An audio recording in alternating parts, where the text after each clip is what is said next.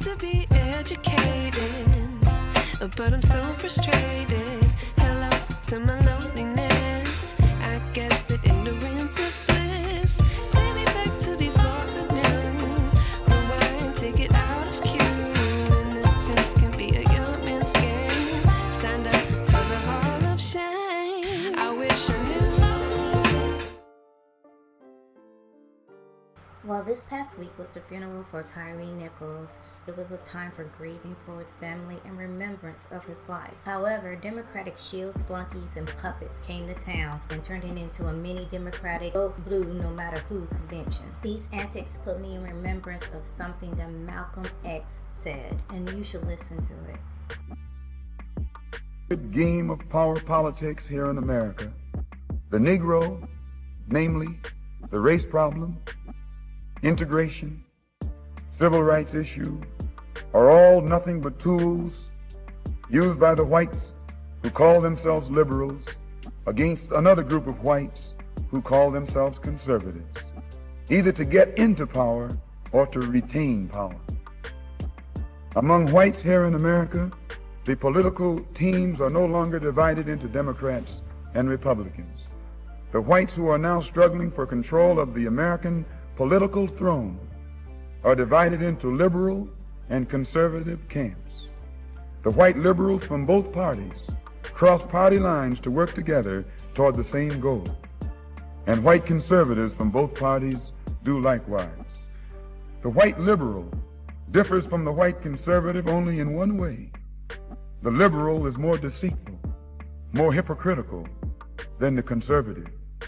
Both want power, but the white liberal is the one who has perfected the art of posing as the Negro's friend and benefactor.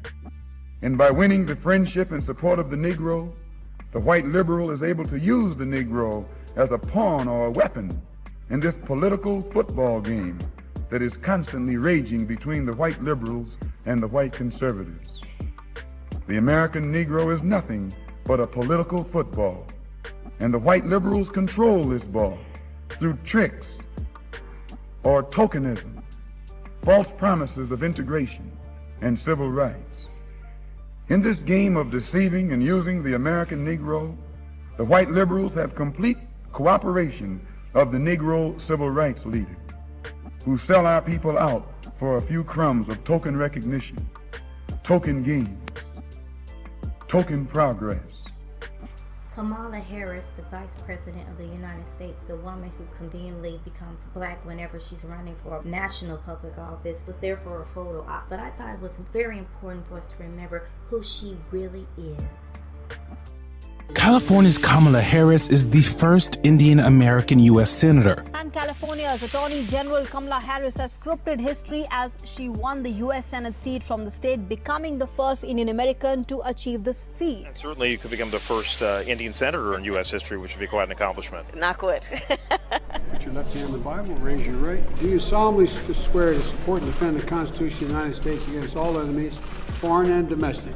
That you will bear true faith and allegiance to the same, that you take this obligation freely without any mental reservation or purpose of evasion, and you will well and faithfully discharge the duties and jobs upon which you're about to enter, so help you God. You got some family out here? Thank you. Come on, family. I got quite a crew. Well, great to see you. Do you guys know what they... Oh, I'm sorry. And then extended families with you. Oh, no. Okay, come on, everybody. Crew. Come on, extended family. My extended family is here. Hi, how are you? Nice to see you again. How are you? How are you, man? See if you can jump around the back. Come on, yeah, we will. You've done this before. Good to see you. So I'm not going to sit here and say I'm going to do something that's only going to benefit black people. No, I'm not going to sit here and say I'm going to do something that's only going to benefit black people. The administration is allocating nearly $50 million for Asian American Pacific Islander survivors of violence and assault, and establishing a new committee dedicated to ending xenophobia against the AAPI community. The FBI will also publicly highlight reports of anti-Asian hate crimes. I'm not going to sit here and say I'm going to do something that's only going to benefit black people. Well, he's supported a study of reparations, which I believe is what's being discussed. Senator Harris says she's proud of her record as a prosecutor and that she'll be a prosecutor president, but I'm deeply concerned about this record. There are too many examples to cite, but she put over 1,500 people in jail for marijuana violations and then laughed about it when she was asked if she ever smoked marijuana. She blocked evidence that would have freed an innocent man from death row until the courts forced her to do so. She kept people in prison beyond their sentences to use them as cheap labor for the state of California. And she fought to keep cash bail system in place that impacts poor people in the worst kind of way. When you are in a position to make a difference and an impact in these people's lives, you did not, and worse yet, in the case of those who were on death row. Innocent people, you actually blocked evidence from being revealed that would have freed them until you were forced to do so. There is no excuse for that, and the people who suffered under your reign as prosecutor, you owe them an apology. So why is this goofy woman there, you may ask? Because election time is around the corner and they know they are losing black voters. They tried the division between men and women within the black community and it did not come off well. And now they're losing support in record numbers. So now Kamala has to come up on the scene, pretend she's black again, and dangle a do-nothing bill in front of us. Mind you, they've had complete control of the White House and the Congress for 2 years and did nothing. I was, as a senator, as a United States Senator, a co-author of the original George Floyd Justice and Policing Act. And as Vice President of the United States, we demand that Congress pass the George Floyd Justice and Policing Act. Joe Biden will sign it. And we should not delay, and we will not be denied. It is non-negotiable.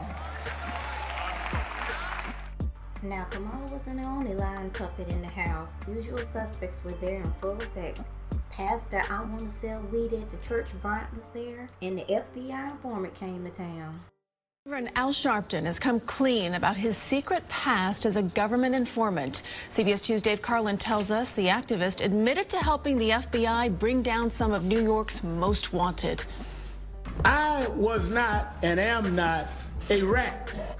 The Reverend Al Sharpton identified as confidential informant CI7, now admitting he wore a wire for the FBI. He helped the government go after boxing promoter Don King, music executives, and mobsters, including Vincent the Chin Gigante, who famously wore his robe and pajamas in public. I was cooperating. Sources say that cooperation likely started after he was nabbed in a drug sting caught on video.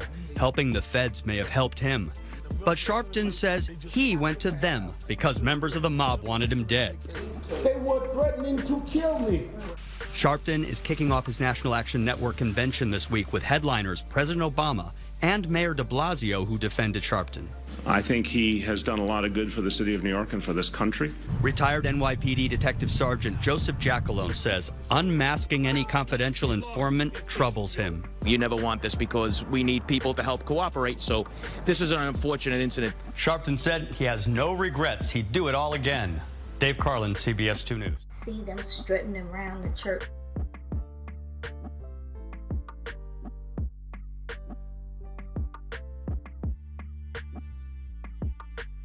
All I could see was this, y'all.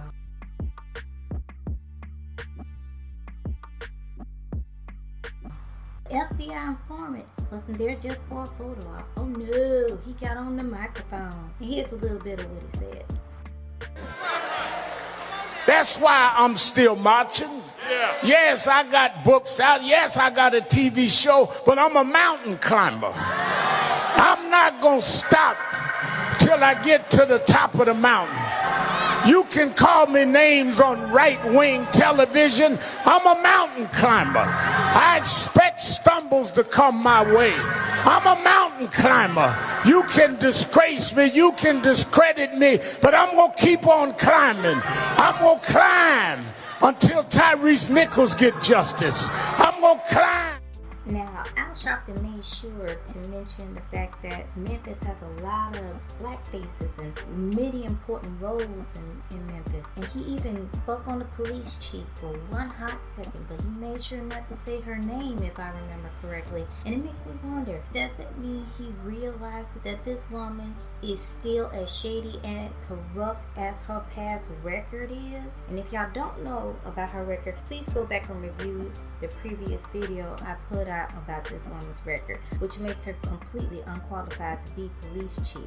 This is the same woman that had the Red Dog unit in Atlanta, Georgia, and she brought that same mentality and corrupted nonsense to Memphis with the Scorpion unit. Even in her corruption, she still knows who to protect and who to completely hang out to dry. Now, mind you, Memphis is a Democrat city. The mayor's Democrat, council people Democrat. All these folks are Democrat. So that all that vote blue no matter who nonsense is garbage. Completely utter garbage. Killing of Tyre Nichols points to a need for bolder reforms that go beyond simply diversifying ranks within police departments, because we understand that racism is systemic and it is structural. And regardless of the race of the police officer, if you don't change the structure, it still disenfranchises and brutalizes black bodies. More than 2 years since we all marched in the streets in the middle of a pandemic for George Floyd and gave lip service to passing a George Floyd Justice in Policing Act. It seems to me that the stomach to go forward with this change has seemed to left those that are now comfortably nestled in Congress, who are now saying fund the police and have forgotten about the promises that they have made to black people that put them in power. We've got to see some substantive change across this nation, so that these types of incidents don't have us standing here time after time again singing from the same song sheet. I think it's important that we wake people up out of their convenient amnesia to remind them of why Kamala is there. She is VP to President Biden, a guy who should have never been in office in the first place. Moments, and especially those moments when this campaign was at its lowest ebb, the African American community stood up again for me. You've always had my back, and I'll have yours. President Biden has been in the White House with complete control of the Congress. And he said forget reparations and offered us crack pipes, while simultaneously telling us, oh, we can't do this, oh, it's too difficult to do this, it's hard to do this, oh, the Republicans won't go for this. But he managed to give every other group, including groups of non-citizens, nothing but tangibles, nothing but substantial. Since Joe policy. Biden has been in office, he has literally done absolutely nothing for the black community. But what we have watched him do is solidify $31 billion for the Native American community, $6.3 billion for the Afghan community. He passed the AAPI hate crime bill, to which he solidified $50 million for the AAPI community, signed an executive order for the LGBTQ community, meeting their demands and needs, as well as signed an executive order for undocumented immigrants, meeting the demands of the Hispanic community, because you have to remember the Hispanic community consists of 75% of undocumented immigrants. Meanwhile, black Americans got Hip Hop Recognition Month in August, and in November is Hip Hop History Month. You also got Juneteenth and a George Floyd statue. But you know one thing you're not getting is that George Floyd bill. Oh no, that's not happening anymore now, is it? And reparations for the descendants of American slavery? Well, Biden privately told the Congressional Black Caucus that they can forget about that too. Now, none of this is really a surprise now, is it? I mean, Kamala Harris did tell you that she wasn't going to do anything that's specifically for black people. No. The reality also is this. Any policy that will benefit black people will benefit all of society. Let's be clear about that. Let's really be clear about that. So I'm not going to sit here and say I'm going to do something that's only going to benefit black people. No. And concerning reparations, Joe Biden did tell you that he was going to give your reparations to his... As a nation of immigrants, that's who we are. That's why we're who we are. That's what makes us different, and we should invest in it. Thank you, Mr. Biden. Senator Klobuchar, you had your hand up. And because Joe Biden is a man of his word, at least when it comes to everybody else except for black Americans, looks like Hispanics will be getting their reparations at the cost of $450,000 per family. The only reason why Democrats get away with this is because we let them get away with this. Obama did the same playbook. Obama had the White House in complete control of Congress. And while he was telling us, no, I can't do that, it's too hard, it's too hard, it's too hard, he was giving everybody else everything they wanted. And he still found time to disrespect Why not us. target the African American community? Why not say then, this is for you? This is for African Americans. If there was a banking crisis, then you target money for the banks. If there was a national disaster, you target your money for the national for disaster relief. That's not how America works. We want to give those young people and young Native Americans like them the support they deserve. We have to invest in them and believe in them and love them. Why not target the African American community? Why not say then, this is for you? This is for African Americans. That's not how America works. President Barack Obama has begun new initiatives aimed at helping young American Indians or Native Americans overcome the many challenges they face, from poverty to substance abuse. Why not target the African American community? Why not say then, this is for you? This is for African Americans. That's not how America works. And few have been more marginalized and ignored by Washington for as long as Native Americans, our first Americans. Why not target the African American community? Why not say then, this is for you? This is for African Americans. That's not how America works.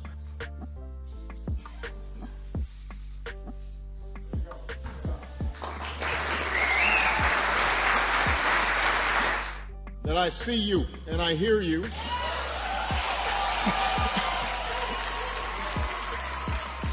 We invest. Can I get some water?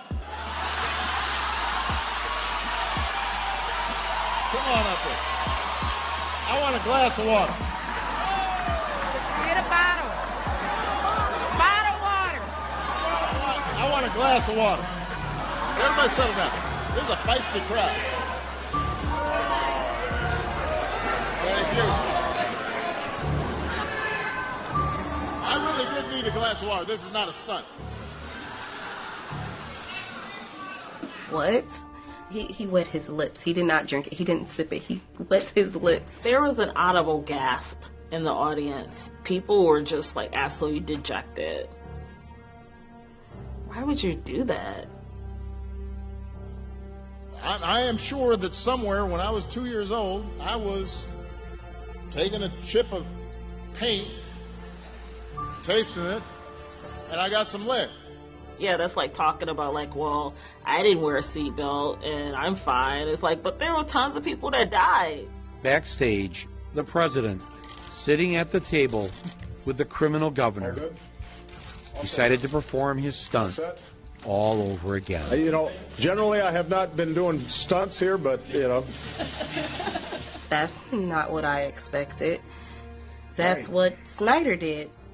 It felt like he minimized like what people are actually going through and struggling with. If you were actually lead poisoned, you would not be president. You would be janitor Barack Obama. We were holding on to hope that he would declare a disaster area. A disaster would give us FEMA. It would give us pipe replacement, get engineers in here. Then we could get Medicare for all the residents of Flint. As soon as he took a drink of the water and said everything's fine, that was that.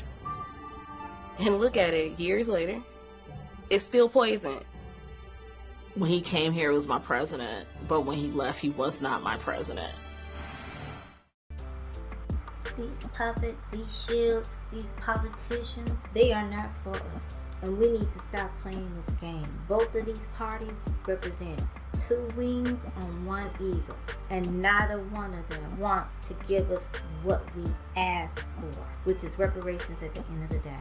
And until we just get what we asked for, with no so-called committee, useless committee where members just sit around a table and get paid to do nothing and come back with suggestions that we didn't ask for, until we get money in hand, there's nothing to talk about. You're not going to get us to get emotional again. You're not going to play off our emotions anymore. And with that, I'll leave you with the words of Malcolm X. And as they develop this political maturity, they're able to see the recent trends in these political elections.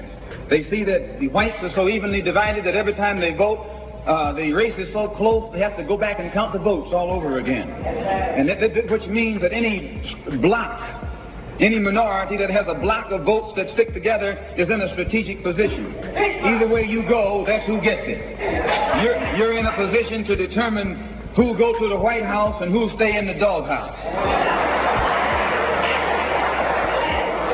You're the one who has that power. You can keep Johnson in Washington, D.C., or you can send him back to his Texas cotton patch.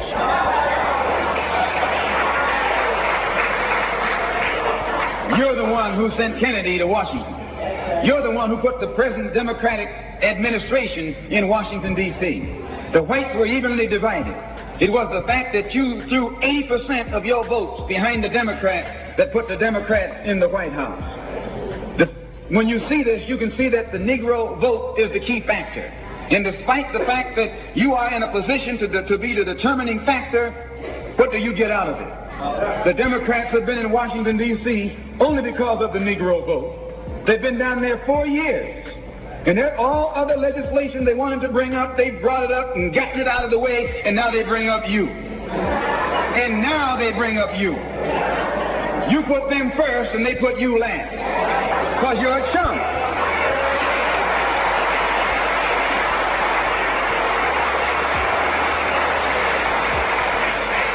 A political chump.